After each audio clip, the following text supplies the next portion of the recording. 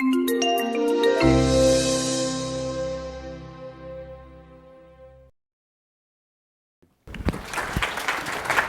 you. Thanks, everybody. Thanks for being here. Today, I am talking about the EthicalOS, the ethical operating system, or if you want to call it, a guide to anticipating the future impact of today's technology.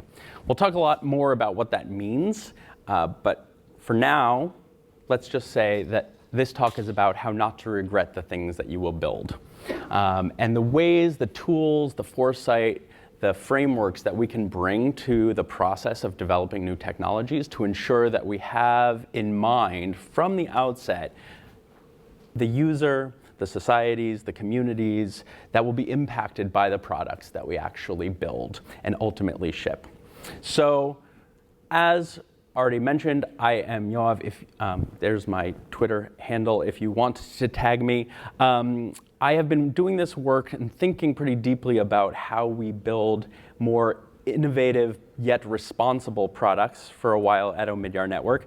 And let me tell you a little bit about what Omidyar Network is and what the Tech and Society Solutions Lab is to give a little context. So this is my boss's boss's boss, Pierre Omidyar, who was the founder of eBay. And from the earliest days at eBay, Pierre had a vision for tech as a great distributor of opportunity in the world and a great tool for empowering people to really lift themselves up, right? If you think about eBay as a marketplace where everyone could be a buyer and a seller, it was at the core a project in that idea of empowerment. And so when eBay IPO'd, Pierre took much of the wealth he accumulated and rolled it into Omidyar Network, as well as our sister institutions, to have social impact through for and nonprofit investments. And so for the last 14 or so years, Omidyar Network has been making investments globally in things like financial inclusion, citizen engagement, education, property rights, digital identity, a whole range of things with this central thesis of empowering people around the world. In about 2016 or so, we, like everyone else, kind of ran into a brick wall of an awakening that sort of happened, I think, for a lot of us around Brexit and for many of us around the 2016 elections and some what happened through the 2016 elections in terms of manipulation of our democratic process, et cetera, when we all kind of collectively woke up and said, oh, wait a second, that tech that we thought was just going to solve all of the world's problems actually has some pretty deep problems and challenges that we actually need to address as well. And so we at Omidyar Network began thinking about, okay, we've had this techno-optimism for so long, how do we actually ensure that the tech that we are developing is actually good for people? So not just thinking about tech in its application for good, but actually tech that at its core is good. And so we stood up the Tech and Society Solutions Lab, which aims at our core to help technologists to mitigate, to prevent, to correct the downsides of technology, to ensure that it can live up to its potential as that positive force for good in the world. And so we're doing that by co-creating and supporting the creation of solutions to advance these goals. There's been a lot of talk about the problems. We'll do a little bit of that in a few minutes. But at the core, we're focused on what are the solutions to those challenges. And EthicalOS is one of the tools that we've built in order to address some of those challenges. So what brings us here today? There's been a lot of talk about the challenges that tech has created for people. And these are just a few that are appearing. Challenges around transparency and opacity, about how decisions are made around tech and what decisions are being made beyond our control and beyond our understanding. How algorithms are developed and the biases that they might be perpetuating. How privacy and security are built or not in the products. How tech's monoculture might be perpetuating many of these things. Ranging all the way down to environmental impacts of the tech we're building and rising social inequality and economic inequality. There's a whole range of issues that bring us to the table in thinking about how we build more responsible products. So here's an analogy I like to use, and this is with all credit to the folks at Santa Clara University and their tech ethics practice. But Foresight issues, if you will, ethical issues are like birds. First, they're everywhere. Okay, some are ordinary, some are rare, some are big, some are small, some are local, some are exotic, some are ubiquitous, but there are birds everywhere. But it's actually really easy to go through life surrounded by them and not see them at all, right? They just sort of are in the background, and if you're not paying attention, you won't even notice the birds. Getting good at seeing them is a skill, only built by practice. And practice makes it finding them easier and actually more rewarding. So when you practice at seeing the birds, it becomes a daily ritual. It becomes part of what you do as you navigate through the world. It becomes that much more rewarding. Skilled watchers learn how to see them and where and when they're most likely to turn up, right? So when you are a bird watcher, it becomes, oh, I know that if I head to this forest, I'm likely to see these types of birds, right? And actually, certain types are found more in some landscapes than others. Some are not found anywhere at all, right? You can sort of predict with some degree of certitude about where those birds may appear. And it's actually easier to spot them with help. So if you have a bird watching buddy next to you, you're doubling your capacity to actually spot the birds on the landscape. And finally, you may need special lenses actually to see those birds. Your own eyes may limit your ability to actually spot the bird on the horizon, and so a special lens like EthicalOS or any other framework helps you to spot them. So if you just replace the word birds with ethical issues or foresight issues, I think you understand how this analogy actually plays out. And so we've built the EthicalOS to actually aid in just doing this very thing. And we built it alongside the Institute for the Future, a nonprofit group based in Palo Alto, who think deeply about these issues of foresight, how we think about consequences, future technologies, et cetera. And together, we decided that if you can't predict the future, you're in the wrong business. Just kidding. But at the core, one of the things that we are interested in doing is thinking about those consequences of technology. And when we think about the consequences of human systems that are sped up, amplified, or disrupted by those technologies. So we know actually that no one can predict what tomorrow will bring. And so until we get a crystal ball app, the best we can hope to do is to build the muscle of anticipating long-term social impacts, which is essentially what EthicalOS is meant to do. And so it's actually not necessary that we predict the future, it's just that we get better at practicing the skill of bird watching, right? Which I will now introduce you to. So EthicalOS is designed to help makers of tech, product managers, engineers, and others get in front of problems before they happen. So it's actually been designed to facilitate better product development, faster deployment, and more impactful innovation. So we have this thing as technologists, right, where we imagine that the products we build will solve all the world's problems, and actually it'll all change the world for the better. And that, to a large extent, is true, right? But it is also useful at times to think of the glass as half empty. If we're always seeing the glass as half full or entirely full, we will not be spotting the risks before they happen. So here are the 3 questions, really, that this is designed to ask, though there are many more embedded. If the technology you're building right now will someday be used in unexpected ways, what can you do to prepare for it? What new categories of risks should you be paying attention to? And lastly, what choices can you make that would actively safeguard users, communities, society, and your company, in this case Google, but any company, from future risks? So we built 3 different tools in the EthicalOS. I'll introduce you to each of those tools as a way of exercising this foresight muscle. And the first is a set of scenarios to consider that just sort of start pumping the juices. Think of it as a warm-up for your run, right? This is just getting the blood flowing, thinking about the potential risks of technologies with some specific scenarios. So, some questions to ask about each of these scenarios is, what's your greatest worry? when you imagine this future, how might different users be affected differently by this future? What actions would you take if you could foresee those impacts down the road?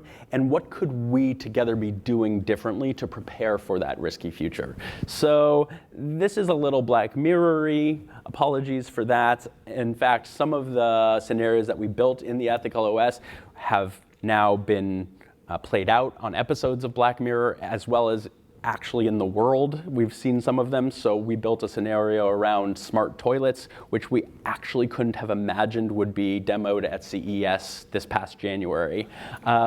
So it's the muscle of predicting some of these things is actually really useful to exercise. And here are a couple of the scenarios we built. So are you ready for a future where conversation bots have been trained to imitate specific people?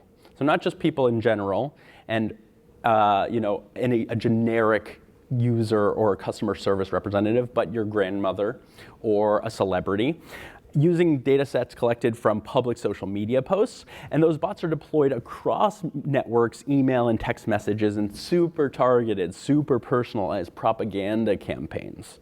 And they are, as a result, highly effective in changing opinions and driving action, right?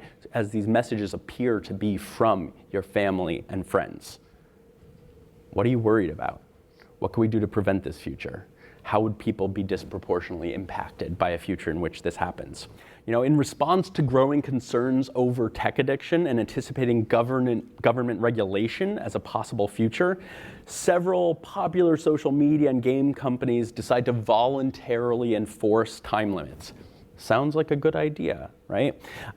So adults might be limited to 2 hours a day, kids might be limited to 1 hour a day, and actually whether a platform is limited or unlimited becomes a major selling point for them. You can imagine that world in which an unlimited platform is much hotter as a consumer good, but some people at the same time prefer having hard limits that prevent them from becoming too addicted. So again, who is affected? There was actually just an article in the New York Times, I think last week, about how in some measure personal human interaction is becoming a luxury good, as those with lesser opportunities are more engaged with screens, right? So you can think about the disparate impacts of this kind of future. Fortune 500 human resource departments subscribe to a smart employer service that evaluates a person's suitability for your culture and the stress associated with that culture using social media posts. We already kind of do this.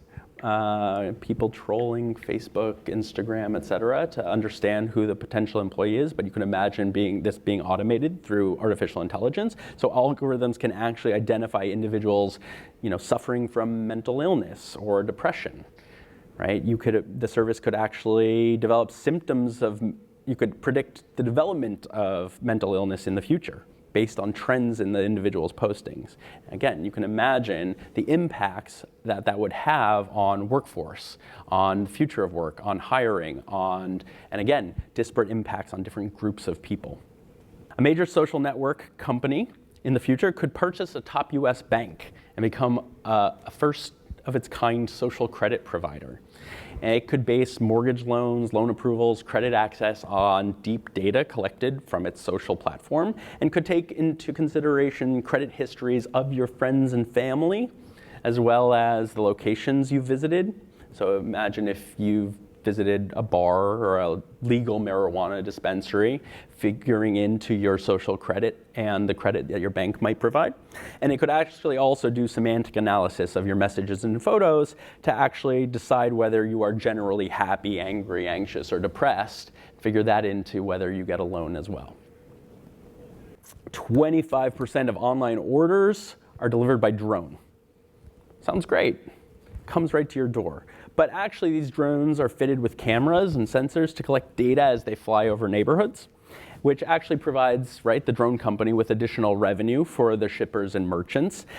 And some individuals can actually opt out for free, unlimited drone delivery by paying, and they consent to the collection of their data by doing that for the drones that fly over. But actually, neighborhoods where the drone delivery is legally permitted are subject to the same data collection activities, even though not all of their residents or households have explicitly consented. Right? Again, who is impacted? What could we do to prevent this future if you think about it? So one of the tools that you can use to think about these impacts of a tech product you're building before it happens is called a futures wheel. And if you take one thing from this talk, well, I hope you take a lot of things from this talk, but if you take one thing from this talk, the futures wheel is an incredibly powerful tool for thinking these things through. So put at the center your product, your change, the idea you have. Let's go to the last example, drone delivery of orders, right? Of online orders. And spin out from that the consequences that might happen, first order consequences. And then from each of those first order consequences, think, okay, and then what happens? And then what happens? And then what happens from each of these nodes on the futures wheel? So I'll give you just two quick examples that I easily pulled actually from the web by just Googling futures wheel. So the first is that there are increased choices, right, for renewable energy, which sounds like an incredibly positive development in the world, right? And we would all likely think, well, increased choices for renewable energy is a positive development. So put that in the center of your futures wheel. And then spin out the first order consequences of that, right? So you can imagine new companies emerging in the energy marketplace, oil prices falling, monopolies being dismantled, and technologies being developed, based on geography and politics. Again, those all sound really positive as first order consequences. But when you spin some of those out, you actually get to some negative consequences now on the second order, right? So if oil prices fall, jobs can disappear in the oil industry, and some poor countries can actually become oil dependent, right? Because oil is now cheaper. So poorer countries can access more oil rather than renewables, and they become oil dependent as a result. Right? And actually, you can imagine also on loss of monopolies that actually war and poverty could result for countries who are not competitive in the marketplace. Right? So it takes this tool of figuring out first order, then second order, third order consequences in order sometimes to see the negative impacts. So again, we imagine renewables good, first order good. When we get to second and third order, oftentimes on the horizon, you can see potential risks out ahead. Here's another one. Sorry if this is illegible. Again, I just pulled it from the web. At the center of this futures wheel is open source technology.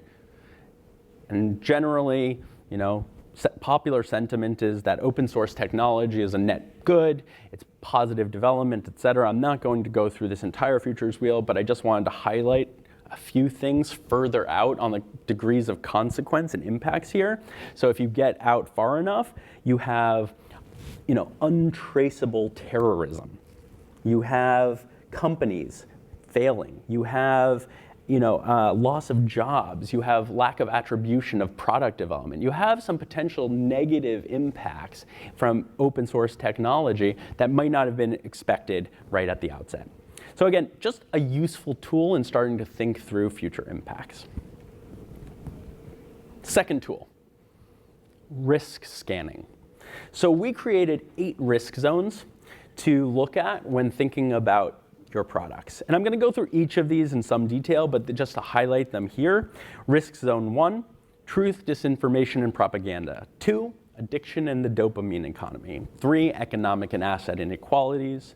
4, machine ethics and algorithmic bias. 5, the surveillance state. 6, data control and monetization. 7, implicit trust and user understanding. And 8, hateful and criminal actors. So by dividing into these 8 risk zones, we could sort of identify spaces where hard to anticipate and unwelcome consequences are most likely to emerge, say, over the next 10 years. Now, I want to stipulate, we did not include every area where things might go wrong, right? So you'll notice here, environmental impacts are not included. Again, this was meant to be the intersection of both hard to anticipate and unwelcome. we actually know that environmental impacts are likely to come, so that's not hard to anticipate. These risk zones are really just meant to represent those hard to anticipate areas. So let's talk about risk zone 1, truth, disinformation, and propaganda. And in this future, shared facts are under attack. And the primary mode of attacking today these kinds of shared facts has been fake video. Right? So this is a signal that we see on the landscape that says this is a potential risk zone in the near term. Right? So everything from fake news to bots that spread propaganda and deep fakes, which are highly convincing video that's algorithmically altered, or that replaces people's speech and facial expressions and identities, creates fake proof of actions or speech that actually never happened, right? So individuals today are highly motivated to subvert the truth at massive scale, especially for political ends, and new technologies will make it easier to spread lies and undermine trust. So over the next decade, what else could be faked via new technologies? So if this is the risk zone you're scanning for, what questions should you be asking? First, what type of data do users expect you to accurately share, measure, or collect? 2, how could bad actors use your tech to subvert or attack the truth? What could become the equivalent of fake news or deep fakes on your platform? How could someone use your technology to undermine trust in social institutions? And lastly, if you can imagine the form that misinformation might take on your platform, even if your tech is apolitical, how could it be politicized in some way to destabilize a government, a community, a regime, etc.? So this is just, again, checklist. Thinking about your product, questions to ask in risk zone number 1. Risk zone number 2, addiction in the dopamine economy. So in this risk zone, we all have sort of come to understand that time spent online maximizes profits over well-being. And you can see that in things like research by Common Sense Media, which shows that actually now the average teenager spends 9 hours a day using some form of social media.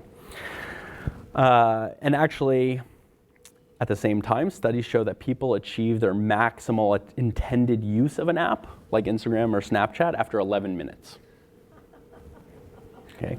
And actually, after 11 minutes, overall happiness decreases. So how can you actually design tools to advocate for user happiness, offline and online, over keeping eyes glued to the screen? Right? And so the questions in risk zone number 2 that you probably want to be asking are, does your business model maximize user attention and engagement? You know, essentially the more the better. And if so, is that good for people? You know, what does extreme use look like? And how would you know moderate versus extreme use? How could you design a system that actually encourages moderate use? And lastly, is there potential actually for negative material, for toxic material, to actually increase and drive levels of engagement that maximize time spent on the platform? 4 questions to ask around addiction in the dopamine economy. I'm going to roll through these a little more quickly now for each of these, just so that I can introduce all of the 8 risk zones. So economic and asset inequalities, right? Where new technology can democratize access, but it can obviously also exacerbate inequality. In this world, you can get cheaper insurance by being white, right? In 2017, Oxfam International showed that 8 people owned as much wealth as the entire bottom half of the world's population.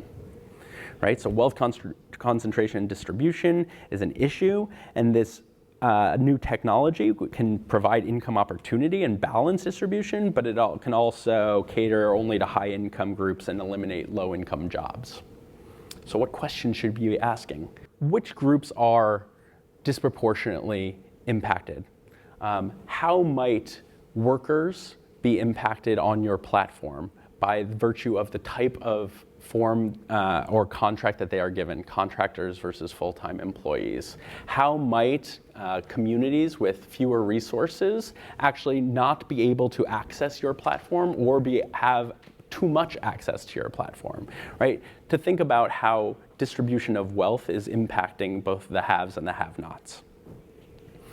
In risk zone 4, we're looking at machine ethics and algorithmic bias, right? So in this world, human bias is amplified through artificial intelligence, as in the case recently where Amazon scrapped its HR recruiting tool that actually said if you had the word woman appearing anywhere on your resume, you were actually, I think it was 27 times less likely to receive an interview than if that word did not appear as a keyword on the resume. The AI trained itself. But actually, the application of AI in critical domains like welfare and education, employment and criminal justice has intensified, right? So the idea that technology is neutral and that this is not a product of human action is no longer really acceptable because we actually sort of know that human decisions are being used to make the models. Human decisions are using to categorize the data. Human decisions are being used, and the algorithm, you can't blame the algorithm any longer. So at the core, the questions you want to be asking are, do you use deep data and machine learning, and are there gaps in the data that historical biases might actually be biasing the technology? So for example, the Compass criminal justice profiling system was sentencing black defendants far more frequently than white defendants into much more severe sentences because it was using a data set that showed that black defendants were more likely to commit crimes again in the future. Well, it turns out that if you're using historical data about crime and its incidence, right, and you're using that to predict future, you're actually just reinforcing the bias of what has happened historically as opposed to countering that bias by understanding that actually past is not future. Does that make sense, right? Like black defendants, yes, have typically had higher recidivism rates because of historical, deeply entrenched economic and socio-political inequality, right? But if you use that to predict the future and sentence people accordingly, you're just reinforcing that bias. Have you seen instances of that bias actually enter your product's algorithms? Is it actually amplifying that bias? And who's responsible for it? Do you have a diverse team that can spot those risks early enough to understand that you may be perpetuating those biases? And actually, how will you push back against the blind preference for AI-developed systems? And do you have transparency into that system? And is there actual recourse for people who feel like they've been negatively impacted? In risk zone 5, we've got a surveillance state set of issues where surveillance tools and facial recognition, right, today are empowering the powerful at the expense of the powerless. So recent examples of social bots being co-opted by governments and militaries for use in attacking their opposition. Armies of automated software-driven profiles are used to target journalists and activists and citizens using Western surveillance tools. So in this risk zone, you need to be asking about your product, how might a government or military body use this technology to increase their capacity to surveil their citizens? Who besides the government or the military might actually have access to those tools and want to increase the surveillance of its citizens as well? Who would they track and why? Are you creating data, right, that actually could follow people throughout their lifetimes? And actually, will the data your tech is generating have long-term consequences for the freedom or reputation of those individuals? And who would you not want to use your data to surveil? And what can you do to proactively protect that data from being accessible to those malicious actors who you might not want to have access to it?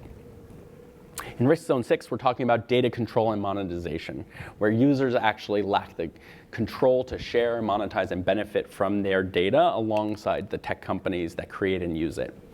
Right? So we've seen this, actually, and we understand that users expect access to tools now for acquiring, sharing, interpreting, and verifying their information that's been collected about them. And we expect that there will be an increasing level of agency around data from users in the future. So if you're creating a product that collects data, and that's just about every product these days, what are the questions you want to be asking? What data are you actually collecting? Do you need to collect it, or would you just like to collect it? Are you selling it? And if you're selling it, to who and how might they go about using it? Do your users have the right to access the data you're collecting on them? And could you build a way into your platform or product to give them the right to capture, share, or monetize their data independently outside from you? What could bad actors do with this data if they had access to it? What could a government do with the data if they were granted access to it? These are actually questions that we've seen come along on the landscape recently, particularly with access to people's phones or other types of requests from the government for people's data. In Episode 7, we're talking about implicit trust and user understanding, where the misuse of data is a serious problem, actually, because users don't trust companies. With opaque terms of service and the inability for users to actually understand how a popular app or platform is working, how their engagement is optimized, what's being tracked and collected, it's really hard for users to have clarity on what are the terms. And companies can expect backlash, actually, from from the users of their products and from employees, actually, when those terms of service are violated, as in the case here with Uber. So the questions to ask: does the technology you're building have a clear code of rights? And are your terms of service easy to read, access, and understand? Is there a version of your product that's available to users if they don't want to sign the user agreement? And could you imagine building a product that would do that? Does your technology actually do anything you don't even know about? It's hard to imagine, but this is actually the case. And actually, if users object to the idea of their actions being monetized, is it possible to create a sustainable model that builds trust with them? And are all users treated equally? So could you handle consumer demands or government regulations that require all users to be treated equally, or at least transparently?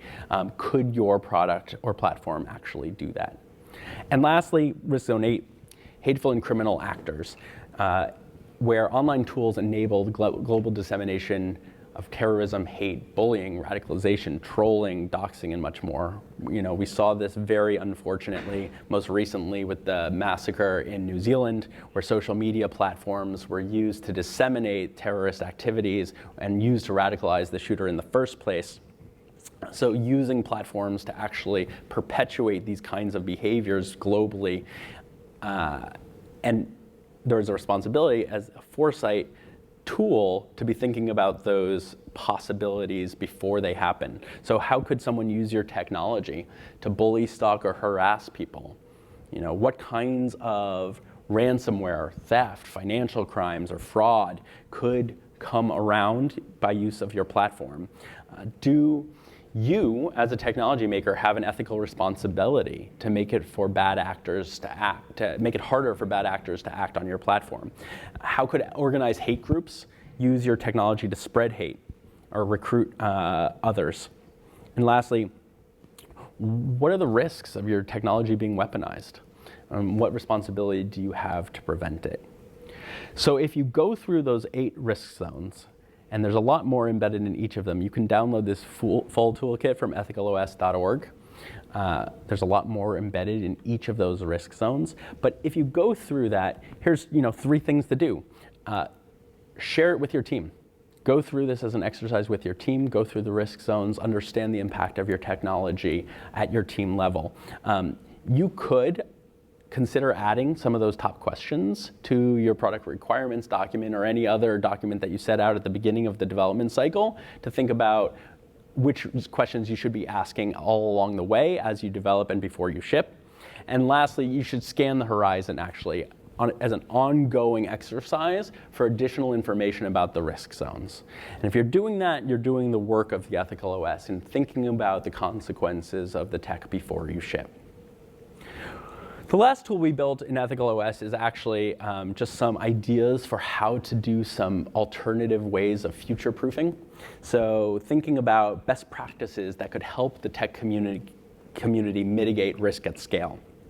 So these are some ideas for industry-wide efforts to create products that have a company and humanity's best interests in mind. So these are just kind of pie-in-the-sky ideas. There's a lot more actually in the EthicalOS. But here are a few to consider. So one is a Hippocratic oath for data workers. So you could imagine a world where anyone working with data took an oath to protect the data of its users. So if you were going to develop such a thing, what commitments would it include? What rituals would be associated with taking the oath in the first place? There's actually a beautiful ceremony for civil engineers in Canada called the Order of the Iron Ring. And when you become a civil engineer in Canada, you're presented a ring that is apocryphally made from the metal of a collapsed bridge. And you're meant to wear the ring on your right hand, your drafting hand, so that all along the way, through your work as a civil engineer, you keep in mind the ethical responsibility to the people who will be crossing your bridges or living in your buildings. And so you can imagine building rituals like this for a Hippocratic oath for data scientists or data workers more generally. Second, tech companies have bounties for bugs. If you find a bug for Microsoft, they will pay you to have found that bug. Could you imagine actually building ethical bounties as well for identifying risks in these risk zones or any others? How would somebody claim that bounty? What should they be paid? And actually, who in the company would be responsible for assessing whether that risk identified was actually a risk that needed to be mitigated in the first place? You could imagine also a list for employees within a company of red flags that absolutely required running up the flagpole or pulling the metaphorical red handle. So what could go on that list? Who would create it and update it? And would it be shared across a company? Would it be public? Would it be proprietary? Would each company have it? These are questions to think about as we think about resilience building actually as a system of companies and product makers and developers, et cetera. And the last idea we had was just creating an actual licensure for technologists. So you could, as lawyers and doctors and a whole bunch of other professions, have license to operate. And actually, if you behave unethically, you can be stripped of that license and no longer be able to access the privileges of that profession. Could you develop a similar thing for technologists? And if you did, what kinds of things would actually cause you to lose a license, right? Medical malpractice causes you to lose a license if you're a doctor. What would cause you to lose your license as a technologist? So all of this, to wrap up, is a way of thinking about what's hot and what's not in ethics, with credit to my friend Jake Metcalf for this list. So what's hot? Show us your work. Show us how you got to this decision with transparency. And what's not is follow our principles blindly. Right? What's hot is global adaptability and interoperability of platforms as opposed to adherence to Western canon only as thinking about ethics. And instead of thinking about Western canon of ethics, thinking about societal impact more broadly. What's hot is defining the due diligence, the process of discernment, the process of thinking through those consequences for second and third order. What's not is an inflexible framework that doesn't allow you to spot those risks in the first place. Not hot is closed community, thinking about these things in silos. What is hot is open source, open dialogue tools that enable us all to get better at this in the first place. Hot ethics is a process. It is actually labor. It requires sustained effort to identify, track, mitigate, and improve the consequences for the things that we value as human beings. And it is not PR. It actually matters because it impacts people in their lives. And lastly, what is hot is actually, ethics, doing this work as assignable tasks, right? you can be the owner of this on your team. It can be parceled out by a product manager, by a team manager, et cetera, with responsibilities for different people to spot and bring these risks to the table. And what is not hot about doing this is where ethics is a black hole expense, where there's no accountability built into the framework. Finally, one last thing, I'm going to make a plug for a new podcast, which if you haven't listened to it, you should. It's hosted by Katerina Fake, who was the co-founder of Flickr and has since become a venture capitalist. She has a new podcast called Should This Exist?, which asks a lot of these same questions of early stage entrepreneurs and inventors and startup founders, where she brings them on with a new product idea onto her show and asks these questions. Is the product you're building fundamentally good for people? What negative consequences and unintended impacts might you imagine about this product? How could you mitigate them? Have you thought about all of these first, second, third order consequences? So that's at the core, the EthicalOS. It's a way of bringing foresight about unintended consequences or unanticipated consequences, or consequences actually that you probably could have foreseen if you'd asked the right sets of questions in the first place, to the activity of building something new, and to the activity of adding a feature, to the activity of building new code, to the activity of fundamentally building things that we imagine will be good for people, but we might be not imagining the ways that it might be bad as well, with that glass half empty. So with that, I will take it to questions. So thank you so much for coming. This has been such an enlightening talk. I noticed that this product seems to generally be based for future events or future occurrences. Could you reapply these to current companies now and kind of revamp this way their system's flowing now, do you think? Yeah, I think absolutely. I think at the core, these questions are meant to identify negative impacts, right? And you could absolutely be asking the same set of questions about a current existing product. How is it doing this now?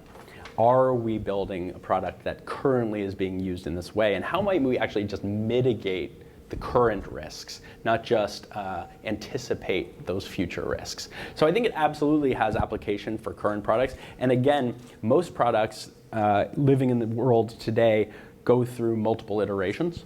There's very few products that ship and are done. And so with each iteration, with each new feature, with each tweak to the code, with each tweak to the platform, as we go through the evolution of a product too, it's also a useful tool even along the way there. I would say that it's not meant, and this is not meant to be a one and done activity. It's not meant to just be asked one time and then say, okay, well, we asked the set of questions and now we don't have to worry about it, but building that process of discernment that all along the way we're asking these questions with frequency that we're able to spot. And great if we answer no, nothing's changed, and that risk that we anticipated is no longer an issue, and it continues to no longer be an issue. But at the point at which it becomes an issue again, let's surface it and let's think about ways to change the behavior, change the product, change the way we're doing business. So do you know of any companies that have already started this? Anyone reported back to you saying, yes, we've had a week-long meeting to go through all of these steps? We do know companies that are using this, and we have actually also had some degree of success embedding this in incubators and accelerators as well. So we're able to sort of get a class of early stage founders or startups thinking about these issues from the outset. I can't speak specifically about any particular companies. A lot of companies don't necessarily want to be public about their use of tools like this. I think that's becoming less the case as more companies are embracing their responsibility and their ethics. As someone I heard recently said, ethics is now the hottest product in Silicon Valley. So I think a lot of people are actually starting to be proud of their use of tools like this and not shy away from it. But yeah, this is definitely in process. And if not this, other frameworks for having these conversations, right? There's a design agency in Seattle called Artifact Group, which designed tarot cards of tech, which is a card deck which actually asks a lot of the same questions. And so really just thinking about what are the tools for asking these questions? And it doesn't need to be EthicalOS. These questions could also just be asked by any anybody on the team who's empowered to do so, any team leader, any manager, anybody at any level should be able to ask these questions, whether through EthicalOS or just because they care.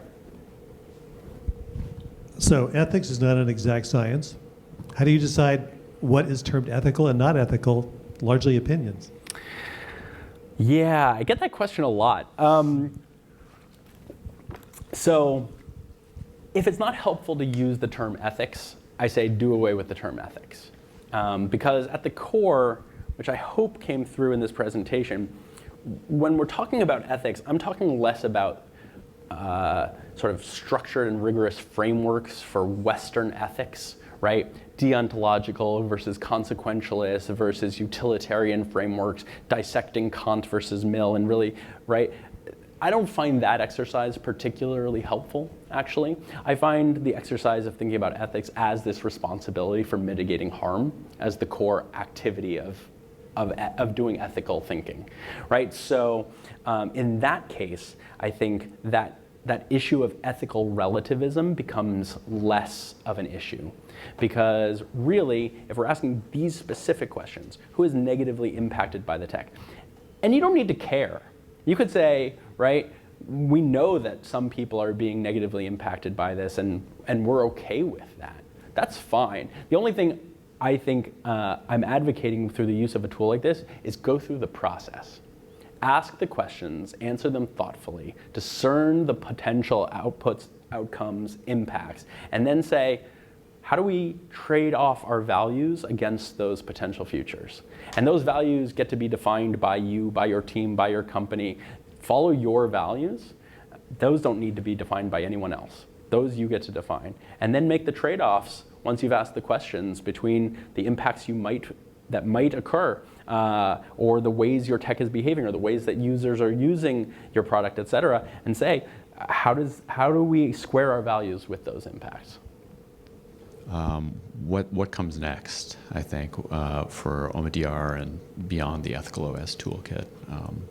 Do you have any comments about what you guys have in the pipe? Yeah, so I think at the core, there's a need more broadly for ethical infrastructure, if you will, that actually supports this activity in the first place. If you plant a healthy tree in a withering orchard, it's unlikely that that healthy tree will resurrect all of the dead trees in the orchard. And it's unlikely that that healthy tree will flourish if the soil is poisonous, right? So building ethical infrastructure and ethical culture is a necessary piece of the puzzle that supports the use of a thing like EthicalOS at scale. Right, so I think one of the things we're trying to puzzle through is how do you actually build the kinds of things that scaffold ethics all along the way, right? So you've got training of future technologists, and how are they exposed to the behaviors and mindsets of asking these questions actually all along the way as they learn the activity of coding if they're computer scientists or engineers. How are employees onboarded and trained once they enter a company to think through these issues? And then what kinds of supports exist for them to raise red flags? Are there chief ethics officers or ethical ombudsmen that support that activity? How do venture capitalists, funders, institutional or otherwise, set KPIs and metrics for companies that actually support their activity of doing ethics better and having more mission-aligned, values-driven companies in the first place, rather than just incentivizing growth over all else? What kinds of consumer awareness needs to be built in order for consumers to have more active voice in the kinds of products they want to use? How are employee voices harnessed on the issues that employees care about? We've seen a tremendous amount of employee activism recently in companies large and small about the kinds of ethical issues that they see, right? So all of that speaks to kind of ethical culture and ethical infrastructure, and we're thinking about that broad ecosystem. So not just tools like EthicalOS, which is a really important piece, and tools are absolutely necessary, but also what are the supporting mechanisms to enable that behavior? Just as a follow-up to that question regarding the infrastructure needed, I guess like here in the US, there's probably a lot of skepticism with regard to the ability of maybe like our federal government to be able to provide that sort of infrastructure. So to what extent are you optimistic regarding our ability to actually put those mechanisms in place? And if that doesn't happen, then to what extent are you optimistic that the market or some other actors can do it in the absence of that? I am not necessarily optimistic about our government catching up. I mean, if you see the recent tech hearings, unfortunately, our members of Congress do not demonstrate extremely high level of proficiency or fluency around products and the way they are built and their impacts on people. And yet, we are seeing this really interesting trend of now some large companies actually asking for regulation of certain things. Now, there are lots of reasons they might be doing that, but I think there is a growing awareness that regulation will probably be necessary, and I am not bullish on the idea that that will catch up very quickly, knowing, unfortunately, the dysfunction of our current government and the system of passing legislation. I think at the local level, it's actually probably more likely. At the city and state level, we might see more interesting regulation coming out, especially from California and a few other places that are thinking about these things. If at the core your question is about, so then to what degree will companies self-regulate, as it's called, right, in order to do this better if the government can't actually assert itself in terms of legislation and regulation of these things?